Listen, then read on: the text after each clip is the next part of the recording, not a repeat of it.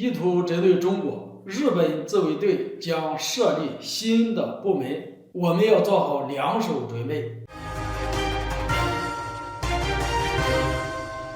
大家好，我是肖云华，欢迎收看云华观点。今天我们来聊聊日本自卫队发出了非常危险的信号，我们将如何应对呢？最近日本传了一则非常危险的信号，那就是日本政府计划最快于2024年设立一个新的统合司令部，以及负责指挥作战的统合司令官，其意图旨在让该部门领导指挥陆海空自卫队进行日常安全与作战事宜。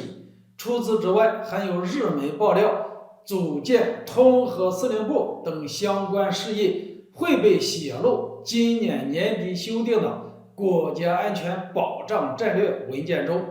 那么从媒体的爆料来看，很显然这件事可信度很高，毕竟此前就有日本政府人士透露，日本的国防战略将会得到大幅度的调整，恐怕要设立新的司令部。看到这里，或许大家会有两个好奇的问题：日本政府为什么要设立新的统合司令部，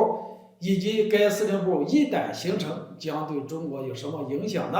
首先，目前来讲，领导日本陆海空自卫队的机构叫统合幕僚监部，最高军政长官是统合幕僚长，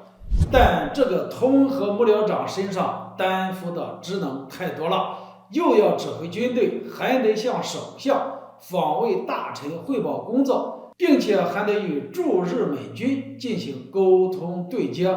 一个职位做许多的事情，那么必然会出现忙中出错的现象，尤其是在紧急情况下，这种现象则更加的明显。可问题是，设计军制改革必然会动一部分人的利益，所以说日本政府想要改革已经很久了，现在看他们的态度已经明确要在今年年底就把改革写入国家安全保障战略文件中，这就意味着军制改革势在必行了。那么问题来了，中间有什么关键因素推动日本政府定下决心呢？很简单，日本媒体已经说了，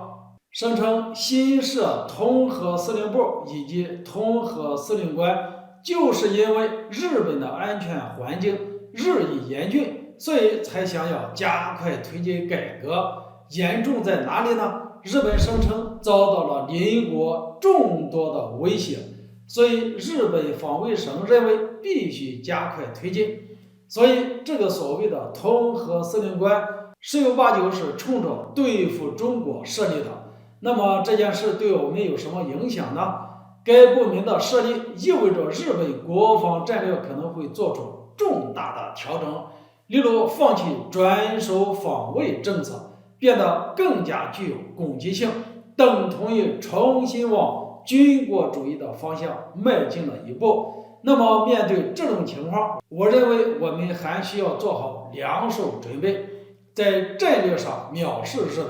但在战术上需要认真的对待。一方面可以与日本进行正常的商贸合作，另一方面一旦觉察日本激进冒险主义思想刹不住车了，我们也有必要先发制人，主动应对。今天这话题就聊到这里，欢迎大家留言交流，下次见。